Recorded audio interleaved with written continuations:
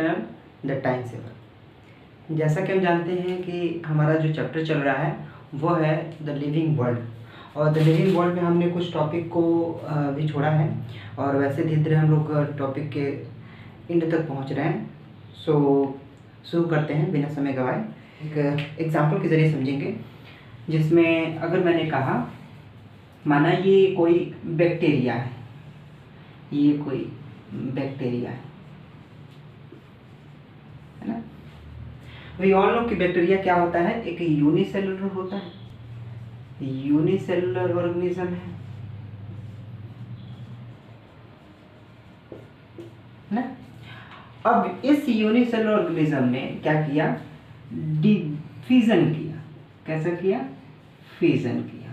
Fission मतलब break कर गया, टूट गया। कैसा फिजन किया, बाइनरी किया, यानी दो हिस्सों में टूटा। माना मैंने कि एक ये बना और एक ये बना।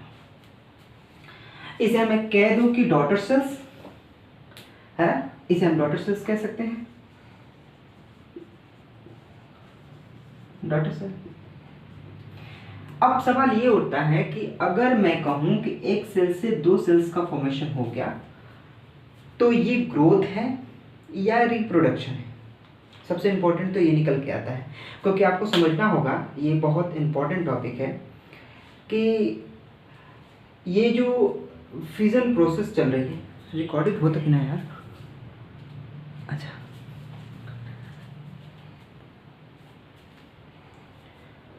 तो आपको ये समझना होगा कि ये जो फिजन प्रोसेस चल रही है उसमें एक सेल से दो सेल्स का फॉर्मेशन हो गया, तो ये सेल का ग्रोथ माना जाएगा या रिप्रोडक्शन मानेगा। क्योंकि मैंने पहले डिफिनेशन बताया है, ग्रोथ क्या है, एक इंक्रीजमेंट ऑफ मास है, द नंबर ऑफ सेल है, यानी सेल की संख्या बढ़ती है तो मास भी बढ़ता है, और यही एक ग्रोथ की एक्चुअल डिफिनेशन है एनसीईआरटी के बेस पर। बट यहाँ पर समझने वाली बात है कि यहाँ पर ग्रोथ हो रहा है कि रिप्रोडक्शन हो रहा है।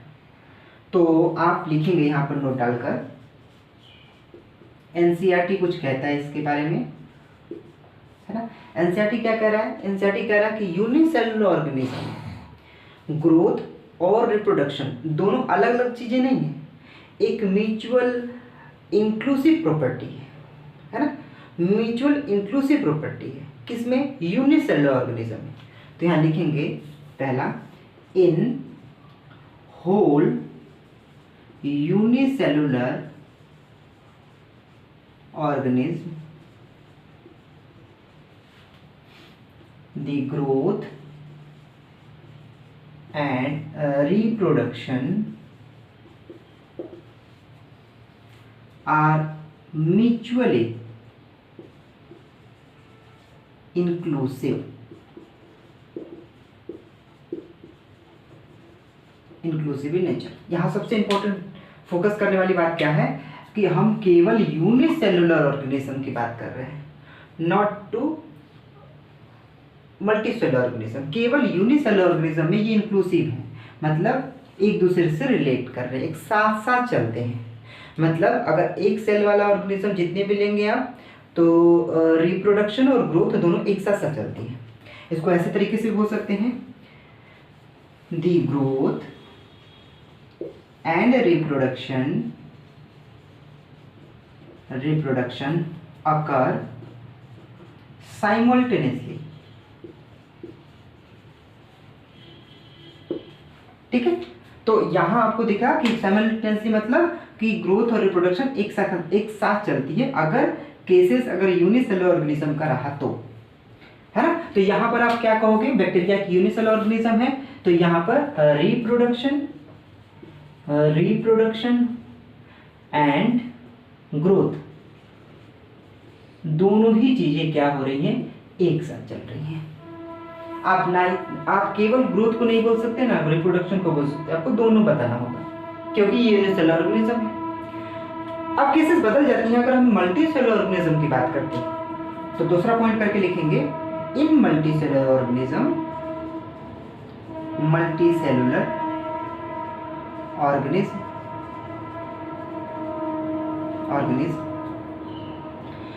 the growth and reproduction reproduction are mutually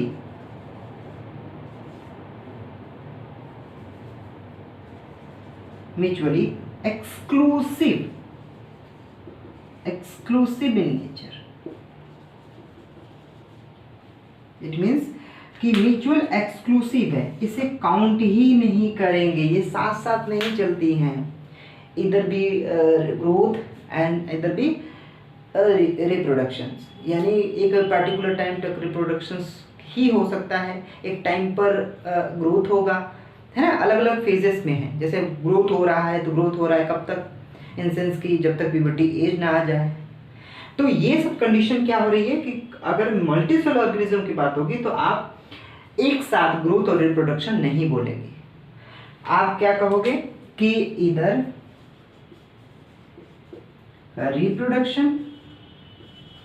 reproduction और ग्रोथ, यानी आप या तो ये ले लो या तो ये ले लो, दोनों नहीं ले सकते, एंड नहीं लगा सकते, है ना। तो आपको यहां तक कंसल्ट हुआ कि मल्टीसेलुलर ऑर्गेनिज्म और यूनिसेलुलर ऑर्गेनिज्म का जो कॉन्सेप्ट है ग्रोथ और रिप्रोडक्शन के बेसिस पर, वो एनसीईआरटी क्या कहता है। तो एनसीईआरटी ऑर्गेनिज्म यूनिसेलुलर पर क्या कहता है, मल्टीसेलुलर पर क्या कहता है। आई होप आपने ये सारी चीज़ें लिख लिया होगा, मैं इसे इरेज कर देता हूँ।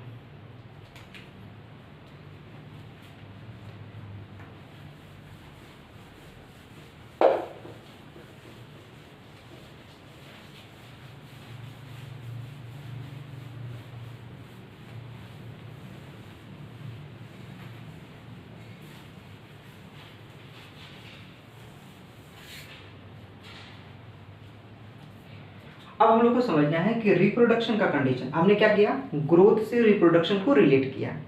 अब रिप्रोडक्शंस पढ़ेंगे, यानी आज का जो लेक्चर होगा मेन टॉपिक हम लोग को निकल के आ रही है वो है रिप्रोडक्शन, है ना। सबसे इंपॉर्टेंट ये हम लोग का पिछला जो लेक्चर था वो ग्रोथ पर हो गया था, बट इन द सेंस मैंने क्या किया, कोऑर्डिनेट कराया, एक जोड़ने की कोशिश किया कि ग्रोथ को रिप्रोडक्शन से कैसे रिलेट करेंगे, और आज का लेक्चर होल क्या होगा वो रिप्रोडक्शन पर ही होगा। तो रिप्रोडक्शन क्या है, reproduction is the process in which new organism,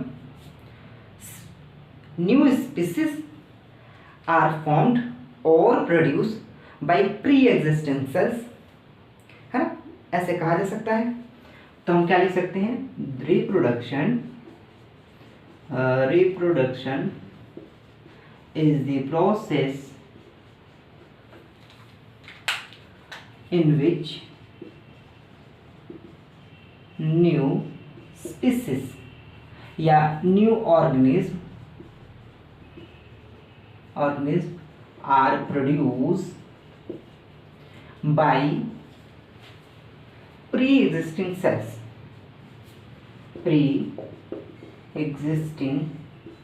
cells or organism of same species ना। तो आपके पास ये डिफिनेशंस भी हो सकता है, जिसमें मैंने कहा रिप्रोडक्शन एक ऐसी प्रोसेस है जिसमें एक नया ऑर्गेनिज्म जन्म लेता है। याद रहे वो जन्म लेने वाला ऑर्गेनिज्म वो पुराने सेल से ही बना हो, और साथ ही साथ वो सेम स्पीसीज का होना चाहिए। ऐसा नहीं कि आपने जन्म दे रहा है दूसरे स्पीसीज का है, कुछ दूसरे स्पीसीज का है। आप एक और डिफिनेशन भी लिख सकते हो, जैसे reproduction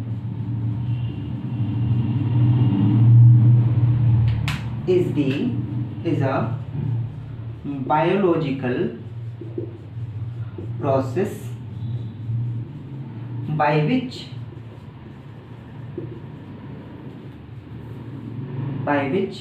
species continue its survival. आपके पास ये भी डिफिनेशन निकल के आया, एक बायोलॉजिकल प्रोसेस है जिसमें एक किसी भी स्पीसीज का जो ऑर्गेनिज्म है अपने सर्वाइवल के चांस को बढ़ाए रखने के लिए, अपने स्पीसीज की संख्या को बनाए, अपना अस्तित्व बचाए रखने के लिए क्या कर रहा है, वो रिप्रोडक्शन कर रहा है। इन द सेंस कि अगर कोई रिप्रोडक्शन नहीं करेगा तो क्या होगा, स्पीसीज पूरी तरह से एक्सटिंक्ट हो जाएगी, विलुप्त हो जाएगी। तो अपने अस्तित्व को बचाए रखने के लिए ही बायोलॉजिकली प्रोसेस बेसिस पर रिप्रोडक्शन को डिफाइन किया गया है। अब देखते हैं कि रिप्रोडक्शन कितने टाइप्स के होते हैं। रिप्रोडक्शन है, तो रिप्रोडक्शन को मेनली 2 बेसिस पर क्लासिफाई किया गया है। वी ऑल नो, ये तो बहुत ही बेसिक चीजें हैं, है ना, जिसमें हम लोग को पढ़ना है एक बेसिस पर असेक्सुअल रिप्रोडक्शन,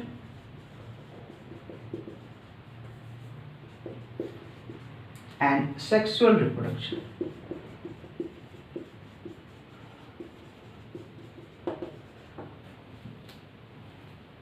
ठीक है, अब दोनों में थोड़ा सा डिस्टिंग्विश कर लेते हैं कि दोनों में बीच में डिफरेंसेस क्या है। तो जैसा कि हम जानते हैं कि सेक्सुअल रिप्रोडक्शन उन ऑर्गेनिज्म पर काउंट होता है, या यूँ कह सकते हैं उन ऑर्गेनिज्म शो करते हैं जो लोअर लेवल के होते हैं, है ना, हायर लेवल के नहीं होते हैं ऑर्गेनिज्म। लोअर लेवल का मतलब होता है कि यूनिसेलुलर ऑर्गेनिज्म हो सकता है ना। यूनिसेलुलर ऑर्गेनिज्म जो है एक्चुअली में मैक्सिमम जो पार्टिसिपेट करते हैं, मैं ये नहीं कह रहा कि असेक्सुअल रिप्रोडक्शन जो है केवल यूनिसेलुलर ऑर्गेनिज्म करता है, कुछ हैं। प्लांट में अगर आप कैटेगराइज करोगे तो प्लांट में ऐसा नहीं है। प्लांट में जैसे हमने रोज बोल दिया, तो रोज एक एंजियोस्पर्मिक प्लांट्स है, पर फिर भी उसके स्टेम्स को कट करके हम लोग लगा देते हैं, that we call asexual reproduction. तो प्लांट में और अदर स्पीसीज में एनिमल को छोड़कर इन सेंस कि वो क्या करते हैं, असेक्सुअल और सेक्सुअल रिप्रोडक्शन भी कर लेते हैं। पर जनरल बेसिस से हम कह सकते हैं कि asexual reproduction occur only in lower level of organism, है ना। तो लोअर लेवल ऑफ ऑर्गेनिज्म के बेसिस पर हम इसे कह सकते हैं। तो असेक्सुअल रिप्रोडक्शन क्या है, एक lower level of organism participate करते हैं, और ये क्या होते हैं, ये मैक्सिममली क्या होते हैं, हायर लेवल के होते हैं, हायर लेवल के,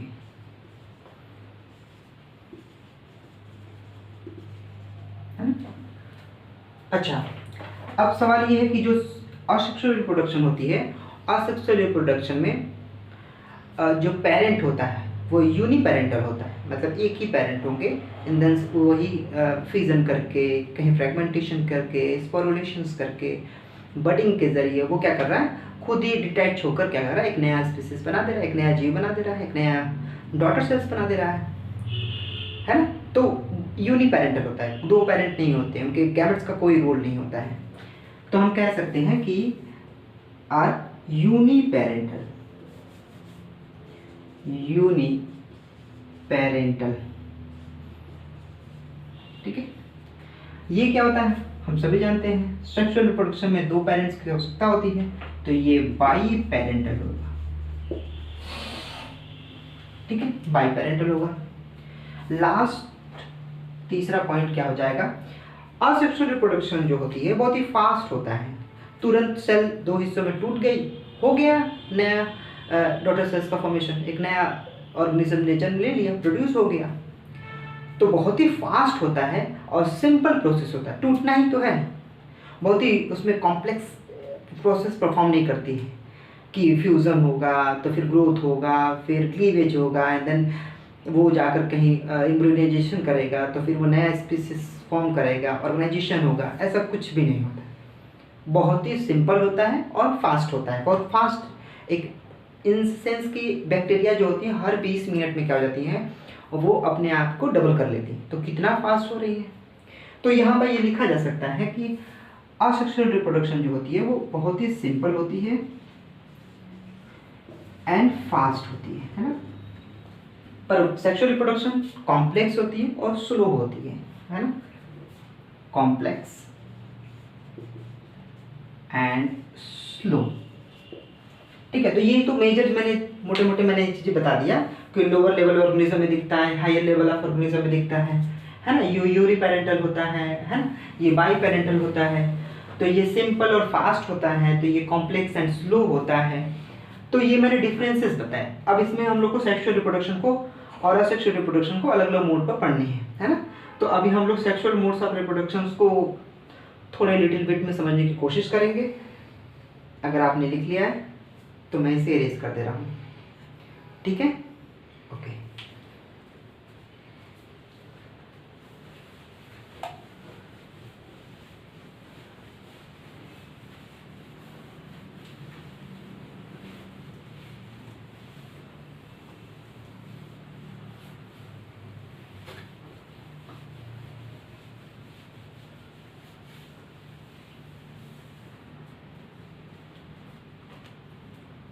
तो अब हम लोग का हेडिंग हो जाएगा, सब लोग ने लिखते हुए चलेंगे, असेक्सुअल रिप्रोडक्शन, ठीक है। असेक्सुअल रिप्रोडक्शन को मेनली 4 बेसिस पर क्लासिफाई किया गया है। 4 बेसिस यानी मतलब फ्यूजन हो गया, बडिंग हो गया, है ना, प्राइमरी स्टेज में बता रहे हैं, है ना, और अभी और भी क्लासिफाई करना मतलब बेसिस ऑफ स्पोर के बेसिस पर, रीजनरेशन के बेसिस पर, वो अलग है, ठीक है। तो सेक्सुअल रिप्रोडक्शन को नॉर्मली हम लोग क्या करेंगे, 4 बेसिस पर क्लासिफाई करेंगे एंड फर्दर क्लासिफाई करेंगे रीजनरेशन और स्पोर फॉर्मेशन पे भी करेंगे, ठीक है। तो हम अभी क्लासिफाई कर देते हैं सभी को, चलो एक साथ ही कर लेते हैं, 6 कर लेते हैं, है ना। तो पहला हो जाएगा हम लोग का फ्यूजन,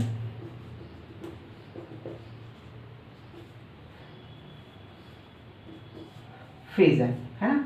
फ्यूजन कुछ भी हो सकता है। फ्यूजन में माने क्या है कि वो टूट रहा है, तो टूट रहा है तो मतलब क्या टूट रहा है, वो एक सेल से 2 में टूट रहा है या एक सेल से 2 से ज़्यादा में टूट रहा है।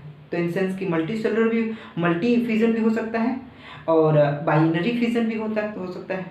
तो मल्टीपल फ्यूजन और बाइनरी फ्यूजन दोनों भी दिखता है। तो फ्यूजन में 2 तरीके से क्लासीफाई कर देगा, एक मल्टीपल फ्यूजन, मल्टीपल फ्यूजन और एक बाइनरी फ्यूजन, ठीक है। तो बाइनरी फ्यूजन के बेसिस पर, है ना, कुछ एग्जांपल हम दे देते हैं, जैसे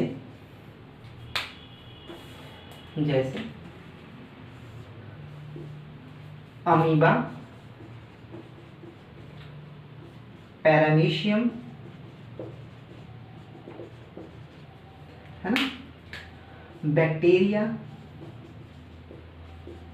है ना। तो ये सब क्या होती हैं, वो अपने आप को फ्यूजन करते हैं, तोड़ते हैं, तोड़ के 1 से 2 में कन्वर्ट हो जाते हैं। तो एक कंडीशन हम लोग को तो फ्यूजन दिख गया, है ना। अब दूसरा हम लोग को देखना है, दैट वी कॉल बडिंग, है दूसरा स्टेप। अब इस बडिंग प्रोसेस में होगा क्या, कौन सा ऑर्गेनिज्म में दिखेगा, तो एग्जांपल में लिखेंगे हाइड्रा, एनिमल्स में काउंट होगा, है ना।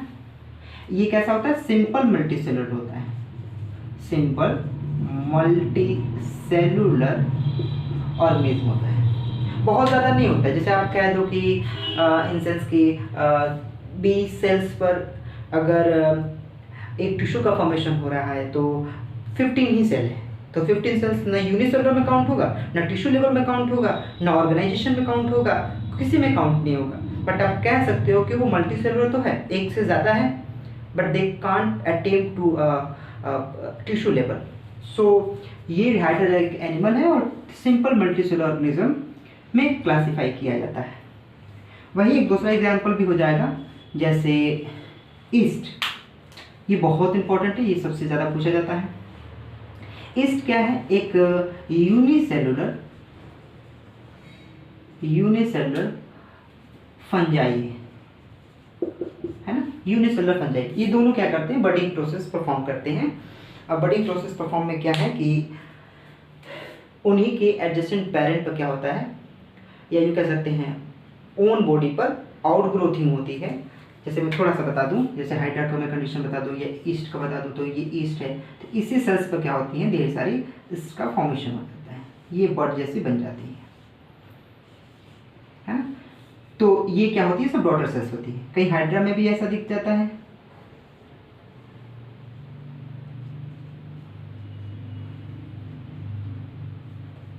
तो यहाँ पर एक आउटग्रोथिंग हो जाती है।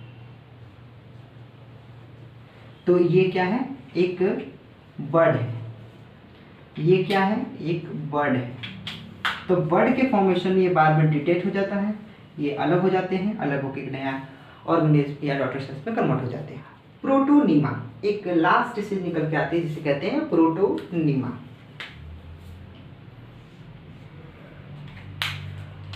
तीसरी हो जाएगी प्रोटोनीमा, है ना, प्रोटोनीमा ये तीसरी हो जाएगी। अब प्रोटोनीमा क्या होती है? ये प्रोटोनीमा एक तरीके से एक नए सेल्स को फॉर्म करने का एक तरीका है, लेकिन ये केवल फॉसिल्स में होता है ना। तो फॉसिल किसके फॉसिल्स में? मोस के फॉसिल्स में, नहीं फॉसिल्स इन मोस। अब मोस किस कैटेगरी में काउंट होता है? आगे हम जब प्लांट किंगडम शुरू करेंगे तो ये सारी चीज़ें पूरी तरह से डिटेल में समझाया जाएगा, बट इन द सेंस कि अगर आप यहीं पर समझ लीजिए थोड़ा बहुत कि ये प्रोटोनीमा की प्रोसेस होती है जिसमें एक नया स्पीसीज जन्म लेकर एक ड्यू according to their fossils. Fossils किसका? मोस का। अच्छा, मोस को किस कैटेगरी में रखा गया है? ब्रायोफाइट के प्लांट्स में रखा गया है। तो ये दिखता है फॉसिल्स ऑफ मोसेस, है ना। किस में होता है ये? तो ब्रायोफाइट्स ऑफ प्लांट, है ना। तो ब्रायोफाइट्स ऑफ प्लांट्स में दिखता है प्रोटोनीमा। तो मैंने बताया फिजन, बटिंग, है ना, और प्रोटोनीमा भी कंडीशन को समझाया गया। एक लास्ट निकल के आता है, एक और चौथा वाला, दो और क्लासिफाई करेंगे फर्दर में।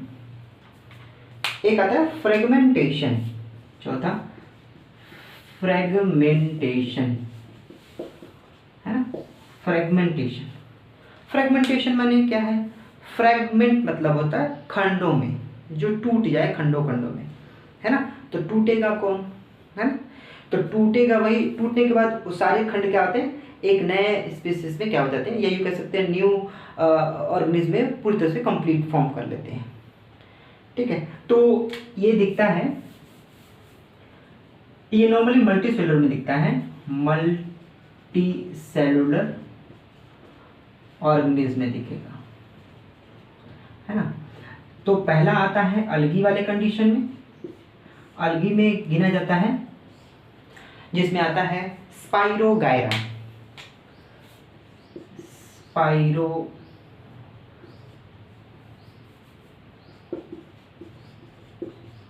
स्पाइरोगायरा क्या है?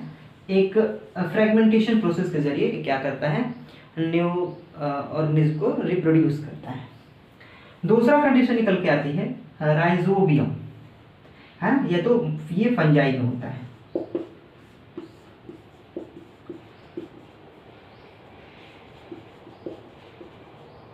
ठीक है, तो राइजोबियम क्या है? ये दिख जाता है हम लोग को फ्रेगमेंटेशन में।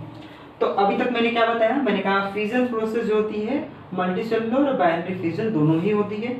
बाइनरी फ्यूजन के बेसिस पर अमीबा हो गया, पैरामीशियम हो गया, बैक्टीरिया हो गया, इन द सेंस आप यूग्लिना भी लिख लीजिए, है ना, यूग्लिना भी लिख लीजिए, है ना। तो ये सभी क्या होती हैं? एक फ्यूजन प्रोसेस के जरिए। और कैसे फ्यूजन? बाइनरी फ्यूजन, तो एक से दो में कन्वर्ट हो जाएंगे। बडिंग प्रोसेस क्या होती है? अपने ही पेरेंटल बॉडी पर क्या होती है? एक बड जैसा फॉर्मेशन होता है, बाद में डिटैच होकर यानी अलग होकर एक नया ऑर्गेनिज्म रिप्रोड्यूस कर लेती है। हाइड्रा में भी दिखता है और ईस्ट में भी दिखता है। एक प्रोटोनीमा होता है, तो प्रोटोनीमा फॉसिल्स ऑफ मोसेस में दिखता है। अब तो चलिए फ्रेंड्स, अब हम लोग क्या करेंगे? असेक्सुअल रिप्रोडक्शन को फर्दर क्लासिफाई करेंगे on the basis of regeneration and sporulation.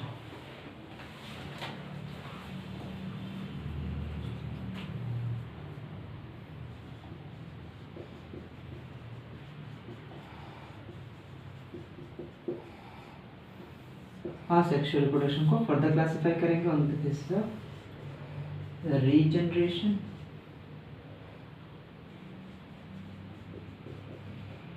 ठीक है, इसे हम लोग कहते हैं ट्रू रीजनरेशन, और हमें क्लासिफाई करना है स्पोरुलेशन।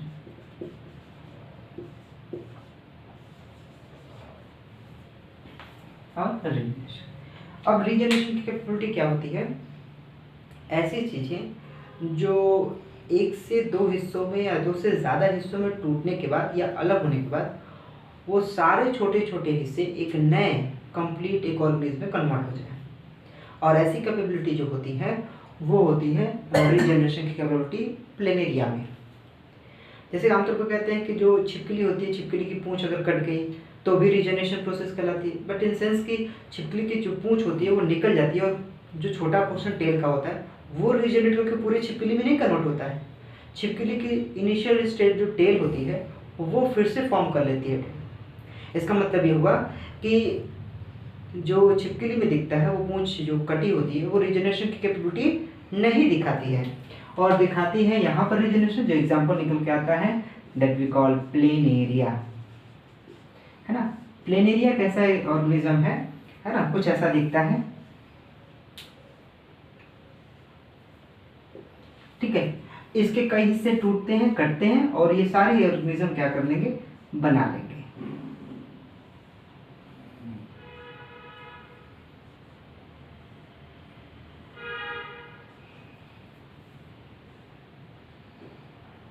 ठीक है, तो 3 हिस्से टूटे तो 3 हिस्से, 3 क्या हो गए, प्लेनेरिया का फॉर्मेशन हो गया। ये रीजनरेशन की प्रॉपर्टी है। अब स्पोरुलेशन में क्या है, स्पोरुलेशन को क्लासिफाई किया गया और ये 3 हिस्सों में बढ़ जाता है, that we call zoospore, sporangiospore, and last one is conidia. ठीक है, तो जूस्पोर किस में दिखता है, प्लेनोस्पोर में, प्लेनोस्पोर। अब प्लेनोस्पोर किस में आता है, अलगी में, ठीक है, मोस्ट कॉमनली इन अलगी। स्पोरेंजियोस्पोर जो है किस में दिखेगा, एप्लेनोस्पोर में, ठीक है। तो ये और ये किस में आते हैं, फंजाई में आते हैं, और ये किस में आता है, अलगी में आता है। तो आप एक नोट डाल के लिखिए, पहला, the most commonly asexual spore in algae, that is zoospore। ठीक है, तो अब ये हो जाएगा जूस्पोर में। और दूसरा हम लोग नोट डाल के लिखेंगे, the most commonly asexual spore in fungi is conidia.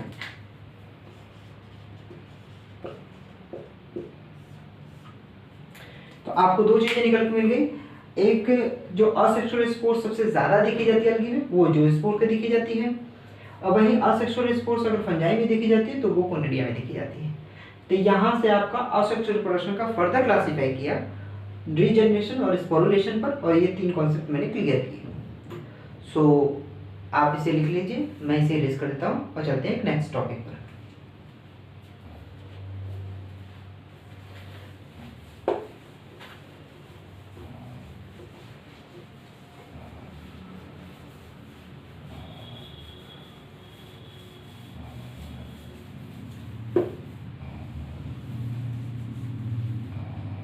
अब हम लोग को कुछ अच्छा सा समझना है, एक ऐसी टॉपिक जिसमें रिप्रोडक्शन की कैपेबिलिटी सबके पास नहीं होता है। हमने पढ़ा था कि जो लिविंग ऑर्गेनिज्म होते हैं वो रिप्रोड्यूसिंग की कैपेबिलिटी रखते हैं, एक नए जीव को, एक नए ह्यूमन्स को जन्म देंगे जो भी जीवित होगा। पर अब समझना है कि क्या सभी ऑर्गेनिज्म ऐसा करते हैं, जिनमें मेटाबॉलिज्म प्रॉपर्टी हो, उनमें कॉन्शियसनेस हो, उनमें रेस्पिरेशन की कैपेबिलिटी हो, उनमें ग्रोथ की कैपेबिलिटी हो, तो क्या ये ऐसे सारे फैक्टर्स पाने के बावजूद भी क्या रिप्रोड्यूसिंग की कैपेबिलिटी नहीं होगी? क्या ऐसा कंडीशन किसी भी ऑर्गेनिज्म में देखा जा सकता है? तो आंसर है हाँ, बिल्कुल। जिसमें पहला ऑर्गेनिज्म आ जाता है, हम पहले लिख लेंगे एक्सेप्शन ऑफ रिप्रोडक्शन।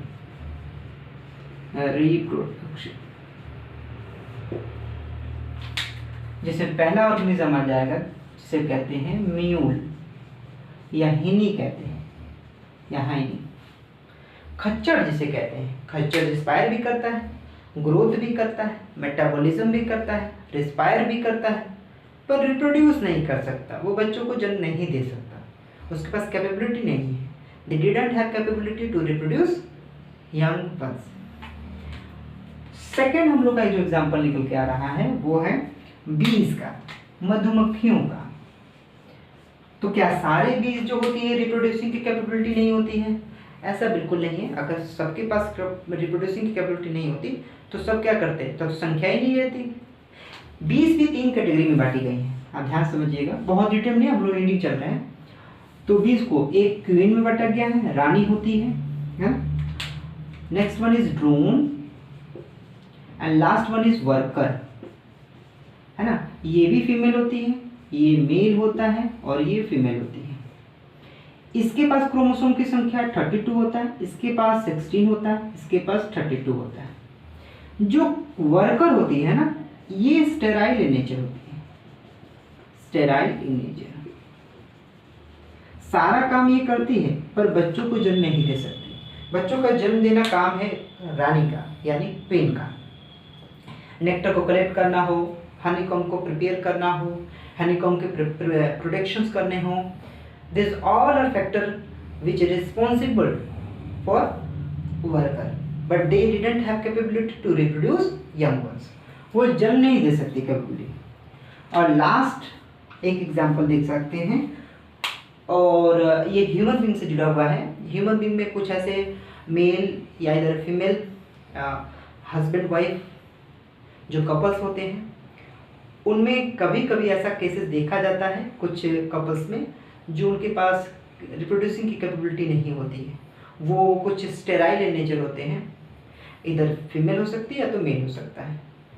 अब हमने कहा कि स्टेराइल इन नेचर कपल के बेसिस पर, बिल्कुल कपल के बेसिस पर कहेंगे तभी तो होगा, क्योंकि अगर हमने कपल्स का बात किया इसका मतलब कि मेल होगा अगर स्टेराइल नेचर तो होल प्रोसेस क्या होगी, स्टेराइल हो गई। मेल अगर फीमेल होगी तो होल प्रोसेस क्या हो गया, स्टेराइल हो गया। इंडिविजुअल पोर्शंस में तो नहीं काउंट कर सकते, किसी के पास होगा किसी के पास नहीं होगा, तो ये सब चीज़ें बटी हुई है। तो कुछ ह्यूमन बीइंग में जो कपल्स होते हैं, है ना, हस्बैंड वाइफ, उनमें कभी स्टेराइल की नेचर दिख सकती है और उनके पास कैपेबिलिटी कभी कभी नहीं होती है रिप्रोड्यूसिंग की। तो इन ह्यूमन बीइंग, है ना, कपल्स, है जो कपल्स होते हैं वो क्या होते हैं, इनके पास भी क्या होता है, स्टेराइल नेचर होते हैं। कभी कभी स्टेराइल इन नेचर, मे और मे नॉट, मे और मे नॉट हो भी सकते हैं और नहीं भी हो सकते, ये कहा जा सकता है। मेडिकल साइंस बहुत डेवलप कर गई है। कोई स्टेराइल नेचर होता है तो आईवीएफ टेक्निक का इस्तेमाल करके यानी इन विट्रो फर्टिलाइजेशन टेक्निक के जरिए एक यंग वंश को जन्म दिया जा सकता है और संतानहीन दंपति को संतान की सुख मिल सकता है। तो ये कंडीशन हम लोग का एक्सेप्शनली रिप्रोडक्शन के फॉर्म आ गए।